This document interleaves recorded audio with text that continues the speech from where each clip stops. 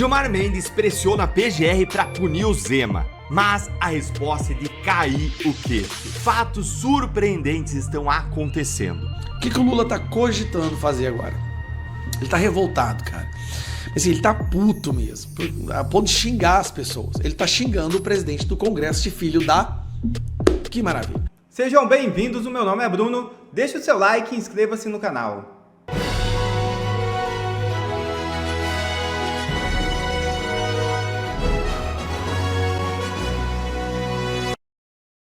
Gilmar Mendes pressiona a PGR para punir o Zema, mas a resposta é de cair o queixo. Fatos surpreendentes estão acontecendo. O ministro Gilmar Mendes pediu para o PGR incluir o Zema, pré-candidato à presidência pelo Novo, no tal do inquérito das fake news. Tudo por causa de um meme satírico postado nas redes sociais. Aquele videozinho dos bonecos intocáveis. Você lembra desse vídeo aí?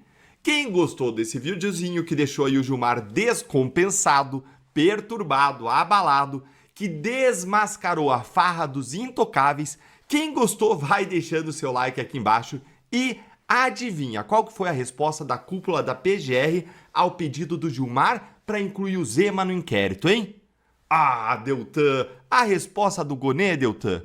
O mesmo Gonê que acusou a trama golpista com acusações genéricas?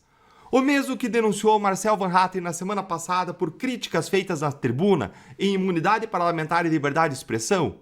O mesmo Gonê que atua naquele projeto, naquele processo farsesco do Moro por uma piadinha de festa junina contra o Gilmar? O mesmo Gonê que até agora não abriu inquérito contra Toffoli nem contra Moraes? O mesmo que arquivou a notícia crime por homofobia contra o Gilmar? Ah! Então, se o Gilmar pediu para esse Gonê, a resposta é claro que foi... não! Hã? Como assim não? No Brasil de hoje isso é inacreditável. Era óbvio que a resposta era um sim. E eu vou te mostrar agora como que esse pedido absurdo do decano do Supremo está sendo sabotado pela própria Procuradoria. E por que essa recusa é um sinal mais claro desse ano inteiro de que o STF perdeu o controle automático sobre a PGR. O STF perdeu o poder. E eu vou lembrar lá no final como que era nos meus tempos de concurso para procurador. Vou fazer um flashback aqui com você. Lê aqui comigo o que foi que o Rafael Moraes Moura publicou no blog da Malu Gaspar no jornal O Globo, nesta notícia aí, ó. Após pedir a inclusão do ex-governador de Minas Gerais, Zema, no inquérito das fake news, por conta da postagem de um vídeo satírico em que era retratado como um fantoche, o ministro do Supremo, Gilmar Mendes, tem pressionado nos bastidores o PGR Paulo Gonê a dar aval à sua iniciativa. Isso aqui, em um país sério, seria o suficiente para o próprio PGR mandar abrir um inquérito para investigar o Gilmar e para denunciar ele por crime de responsabilidade. Porque isso aqui é absolutamente ilícito, antirrepublicano. O Gilmar não pode pressionar o Gonê ou qualquer pessoa da PGR a incluir um desafeto em um inquérito. Isso aqui é lawfare. O Gilmar ele é supostamente vítima. É um uso do direito como uma arma contra inimigos políticos. Justamente o que o Gilmar mais criticava na Lava Jato e que jamais aconteceu na Lava Jato. E que agora ele faz abertamente contra o Zema. Isso só mostra, mais uma vez, como o Gilmar e os outros críticos da Lava Jato são hipócritas, verdadeiros sepulcros caiados, gente que nos acusa do que eles fazem. Só que a cúpula da PGR não engoliu a pressão do Gilmar. Olha aqui. Gilmar tem insistido para que Gonê atenda seu pedido, mas vem sendo aconselhado a não fazer nada e deixar o assunto morrer. Ou, caso decida atender Gilmar, integrantes da sua equipe já sugeriram que ele deixe para algum subordinado o ônus de assinar o parecer favorável ao pedido do ministro, como uma forma de se distanciar desse episódio e tentar se blindar das críticas que virão. Tradução. A equipe do Gonê está dizendo, foge desse abacaxi. Os subprocuradores, a assessoria, os procuradores mais altos da hierarquia da PGR, abaixo do Gonê, eles avaliam que o STF deveria ter encerrado o inquérito das fake news, faz tempo. A PGR pediu encerramento do inquérito pelo menos 2 vezes lá atrás, ainda no começo dele. Só que depois acabou dando aí como uma espécie de fato consumado. A OAB cobra, integrantes do próprio STF cobram, mas Moraes, relator do inquérito, também não quer concluir. E o Gilmar continua usando o inquérito como uma arma pessoal. Essa matéria aí da Malu Gaspar é uma forma do PGR e os procuradores excelentes que trabalham lá se protegerem.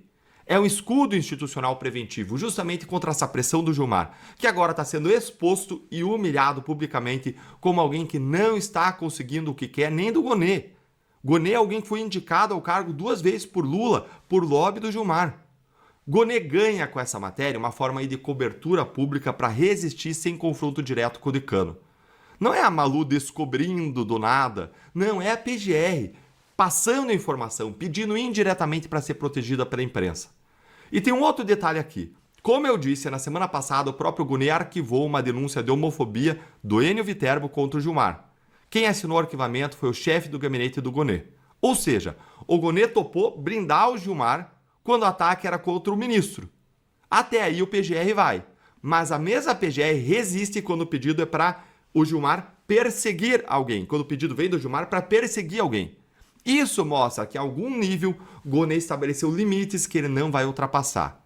Ele pode até proteger o Gilmar, até porque ele não conseguiria respaldo no STF para avançar contra o ministro sem uma bomba atômica. Mas o PGR se recusou a virar um instrumento pessoal de perseguição. Isso pode ser um sinal, a meu ver, olhando para os nossos tempos, que isso está acontecendo, é um sinal de que as coisas estão mudando. O mesmo PGR que topou atos de perseguição no passado estabeleceu uma linha e falou: não vou passar dessa linha. Aconteceu ali na trama golpista, aconteceu naquele momento, ele pode ter a visão lá do STF, lá de aspas, defesa da democracia, mas as coisas estão mudando e agora o PGR traçou uma linha. É um sinal de que Gilmar e o STF estão perdendo parte da sua força e do seu poder. Veja isso aqui, ó. Veja isso aqui, que isso aqui fala muito, ó.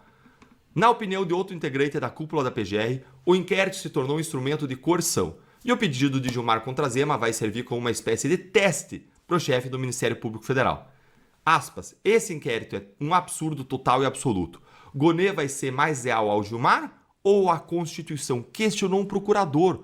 O MPF não pode ser órgão inerte e cúmplice. Se Gilmar acha que por algum motivo a sua honra pessoal foi atingida, ele deveria entrar com uma ação de indenização por danos morais, como fazem os outros mortais que se sentem lesados. Está vendo isso aqui, ó? É um procurador criticando o STF, o Gilmar. É um procurador botando limite, questionando o próprio Gonê, o que ele vai fazer. Gente, é muito bom que procuradores tenham decidido abrir a boca para fazer autocrítica institucional. Isso você não via até ontem, porque o ambiente hoje é de censura, medo e perseguição. Mas os limites foram tão ultrapassados que nós começamos a ouvir vozes. O STF começou a perder poder e a gente começou a ouvir vozes. O que é um outro sinal aqui muito positivo. Esse medo que existe dos procuradores de falar surgiu depois da Lava Jato, por conta de toda a perseguição contra procuradores, promotores, o próprio CNMP, o CNJ sendo usados como instrumentos de vingança.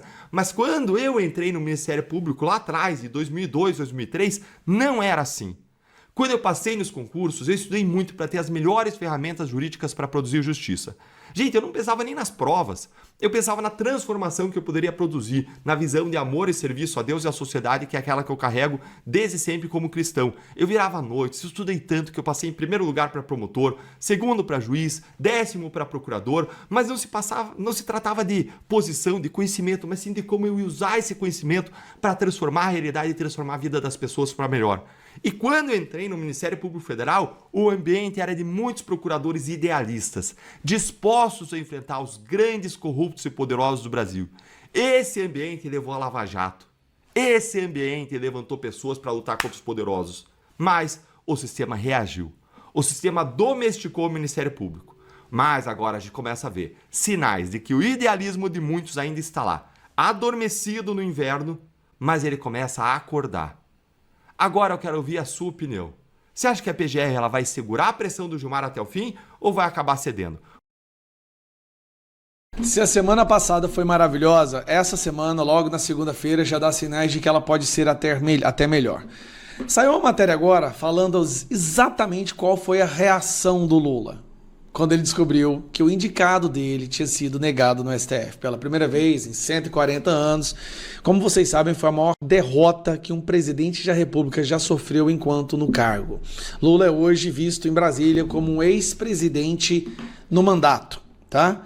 Mas vamos lá. Qual foi a reação do Lula? Lula saiu xingando Alcolumbre e um monte de gente de filho da puta. Cara, a imprensa soltar isso, eu acho isso maravilhoso. Isso aqui é uma pérola, cara. Isso aqui tem que ser feito uma moldura. Lula é aconselhado a adiar indicações ao STF e dispara. Filhos da... Após a derrota de Messias, Lula cobra atuação de aliados e é orientado a adiar escolha para o Supremo. Por quê? Tem uns aliados do Lula que até que são meio inteligentes, que estão falando assim, meu irmão, você não está entendendo. Se você indicar outra pessoa agora, você vai sofrer outra derrota e você não sobrevive. Eu já acho difícil sobreviver a essa. Mas ir de novo, outro round com o STF, com o Congresso, com o povo brasileiro e sofrer mais uma derrota, eu não sei, cara, mas talvez seria até bom que o Lula indicasse mesmo. Mas vamos ler a matéria. O presidente Lula tem sido aconselhado a aguardar a temperatura política diminuir antes de enviar novo nome para o Supremo. Se ele vai seguir o conselho, ninguém arrisca dizer. Em conversas com ministros do Judiciário na última semana, Lula chamou de filhos da...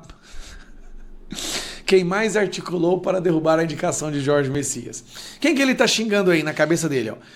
Ele tá xingando o Moraes, ele tá xingando o Flávio Dino, ele tá xingando o Alcolumbre, todos eles são filhos da... né? E sua irritação se estende a todos que assistiram ao desfecho sem reagir. Quem? O próprio povo dele. Jacques Wagner, eu acho até que o Jacques Wagner, que é líder dele, votou contra o Messias. A lista de descontentamento inclui o ministro da Justiça, Wellington César, que assumiu o cargo em janeiro em substituição a Ricardo Lewandowski. César saiu desgastado do episódio por atuar de forma retraída na defesa do nome de Messias. Da mesma forma como comanda a pasta. Então que ele já comanda a pasta de forma retraída também. Indicado pelo PT da Bahia, o ministro pode perder o cargo para Messias, como forma de retaliação.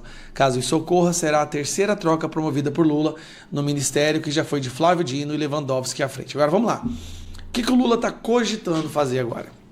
Ele está revoltado, cara. Mas assim, ele está puto mesmo, a ponto de xingar as pessoas. Ele está xingando o presidente do Congresso de filho da... Que maravilha. O Messias acaba de sair rejeitado pelo Brasil. 71% das menções da internet foram contra ele. Estou soluçando. A população se mobilizou contra ele. O Congresso rejeitou o cara. Veio à tona o fato dele ser abortista, defensor de criminoso, censurador. Assim, um doido. Aí o que o Lula vai fazer? Lula quer colocar ele como ministro da Justiça. Lula, faça isso, irmão. Eu acho que você tem que fazer isso o mais rápido possível. Pega o cara que acabou de sair como uma das pessoas mais rejeitadas do Brasil. O Brasil está vibrando, celebrando que ele foi rejeitado. Pega um cara que está ali rejeitado porque as qualidades dele são nulas e bota ele no Ministério da Justiça. É a melhor coisa que você faz, Lula. É isso mesmo. Eu concordo, Lula tem que tomar decisões importantes assim, com sangue quente. Não fica escutando aliados, não. Você tem que estar com o sangue fervendo, sangue quente, vai lá e coloca o Messias no Ministério da Justiça. Isso vai ser muito bom para sua campanha.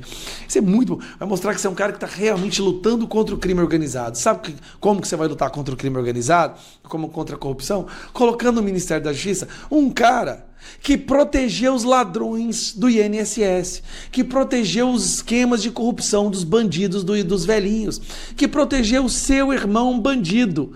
Eu acho essa uma ideia maravilhosa, Lula. Eu vou fazer um placar pedindo, vamos todo mundo votar a favor do Lula, colocar o Messias como ministro da Justiça. Ótimo. Enquanto isso, fica aí xingando o povo de filha da puta, porque é assim que você vai vencer a eleição. Com delações em andamento, PF prepara novo pedido para Mendonça no inquérito do Banco Master. É isso mesmo. A Polícia Federal prepara um novo pedido de prorrogação do inquérito do caso Master. O inquérito da PF terá sua vigência encerrada ainda neste mês de maio e esse novo pedido deverá ser apreciado pelo relator do caso no Supremo Tribunal Federal, ministro André Mendonça. A PF avançou nos últimos dias na análise de parte dos 9 aparelhos celulares encontrados com o banqueiro Daniel Forcado. Parte desses telefones contém arquivos digitais e não aplicativos de mensagens. Equipes da PF em Brasília e em São Paulo conduzem as investigações que, em uma estimativa otimista, devem se prolongar ao longo de todo o segundo semestre deste ano. Bolsonaro deixa o hospital e volta para a prisão domiciliar. Ex-presidente recebeu alta em Brasília nesta segunda-feira, depois de passar por cirurgia para corrigir lesão no ombro. O ex-presidente Jair Bolsonaro saiu do Hospital DF Star em Brasília por volta das 14h25 desta segunda-feira. Ele passou os últimos 3 dias internado para tratar uma lesão no ombro direito. Bolsonaro seguiu direto para sua residência no Jardim Botânico, onde cumpre pena em regime domiciliar. E PL prepara um lugar para Eduardo em seu retorno ao Brasil. É isso mesmo. O PL está articulando a candidatura do ex-deputado Eduardo Bolsonaro como suplente ao Senado Federal na chapa que terá o deputado André do Prado como titular. Eleitoralmente é uma jogada fantástica que deve garantir a eleição do atual presidente da Assembleia Legislativa de São Paulo. Isso garantiria um mandato para Eduardo no eventual governo do senador Flávio Bolsonaro. A informação é do jornalista Cláudio Dantas. Obrigado a você que assistiu esse vídeo até aqui. Deixe o seu comentário e não se esqueça de se inscrever no canal e deixar o seu like. Até a próxima!